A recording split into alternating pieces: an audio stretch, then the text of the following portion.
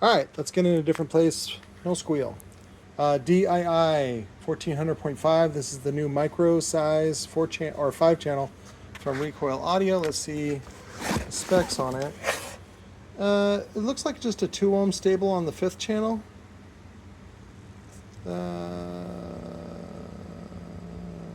Maybe. It's hard to tell sometimes. What does it say? I have trouble reading those. It says 800 RMS at 2 ohm. So maybe it's all 2 ohm stable. I assume it's Class D. Oh yeah, Class D. So it's just a 2 ohm version rather than the RED 1800.5, which comes as 1 ohm stable. That's the one that Hi-Fi Vector had done the review on. Somebody already complained. They're like, hey man, that amp, the Dii 3300.1, it has 0 gauge inputs, so it should have 0 gauge ferrules. I'm like, shut your dumb mouth. These are free. This is just something they decided to add on. I'm sure they can later get 0 gauge ferrules. Also, do you have any 0 gauge ferrule crimpers? No. So shut your dumb mouth. They're free. Shut the fuck up. Jesus Christ. Dumb whores. Here in the manual, it does have auto turn on, which is nice. So that way, if you're doing an OEM, right, with the speaker level input, you don't have to run the remote wire to the accessory bank or accessory item in the fuse block. Low pass filter. I didn't really go through. I mean, all of these are probably pretty much the same. I always want to know what the frequency of the bass boost is. That's all. This is just saying plus 12. And some of the other configurations and stuff like that. Again, oh, price. These are only $200 each shipped. So, and again, there's a limited quantity. They ordered a large, most of the palette that they ordered, the special palette, is mostly speakers. It's the 6x9s and the 6.5s, which I'm also going to do a review on. So if you want to look, there are the dimensions of the 3300, which everybody is excited about.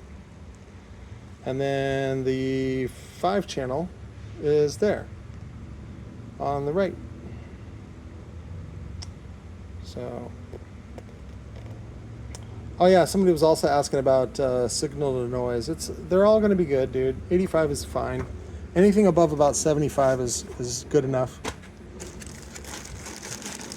It's not 100, man. It's like, shut up. Shut your dumb whore mouth. What is wrong with you? I think this has the clipping indicator one. Let me open it up.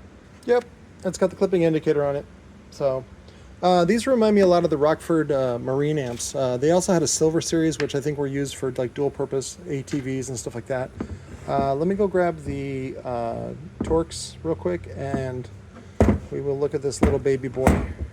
So little, so little, so little. I love music. You should just give me free stuff because I'm poor. No. Go be a woofer pimp like the rest of us.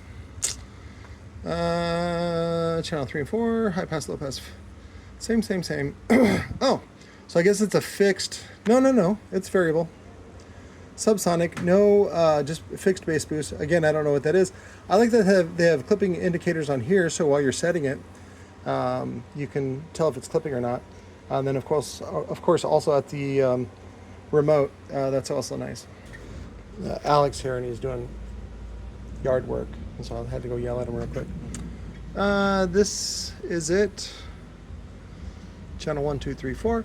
I was adding it up in my head. If it does 800 watts on the bass channel, and then another 600 watts for the 4-channel part, I would do about 140 amp. 150 amp fuse. To be safe though, I'd actually go down to the next one, which is 120, which is what I'll include with this one. Let's see if it has, and it's just 4 gauge, so I'll just include the 4 gauge mini A&L fuse holder with this one whenever I, again, when you buy through Robot, through me, I like to give you a better deal than you can even get at Recoil, even if you go direct. Okay, so again, and I also include all kinds of stuff, used condoms, used tampons, all the good stuff that you guys love to suck on and stick in the freezer, you know, I know you like that stuff. So this is the output inductor for the subwoofer channel, and then those are for the fours. This is the big power supply. It's probably a dual rail power supply. So you probably have 2 sets of caps. Yeah, this isn't much. Is it? It's probably a chip amp. It's probably 2 chip amps. Again, not bad, because the Class D circuits that they have now, they can integrate into a very small chip, and then it just sinks away that. And then this side would be, I don't see any jumpers out to the base. This is probably just for the sub right there. The rest looks like it's just power supply, some diodes. But that's it. So it's awesome. It's awesome. Talk to Wang Hai. Be friends with him on the Facebook. And let's get a look at the controls real quick. So pretty basic. I like to put it on Vox, which is, it looks for the voice. So, and a lot of times the DC offset can be configured that way as well. So it's not a big deal. Experiment with those, I'll tell you that much. And then of course, if you only have 2-channel input, you can do that. You can do just the 4-channel input, or if you have discrete outputs on your deck, or like you're using a preamp, you can use the 5-channel. Man, he is a big dummy. I just yelled at him for making too much noise while I'm making a video. There's a better look at the terminals. You can see that you can bridge out, which is really great for like boat guys. Always want more power to their tower speakers. So I would get like a couple of these for a boat. That way you can run 2 subs. Or if you really want to go crazy, what you do is, especially if it's like dual 2, is you run 1 amp on each voice coil on the subwoofer output, and then you gain match them like I showed you on the Bear Vids technique, which is an analog method of gain matching. So that's it. This is the DII series, which is like a micro series. It's not a Brazilian, but it is Class D, and it is very efficient and very small. I love you guys. Thank you.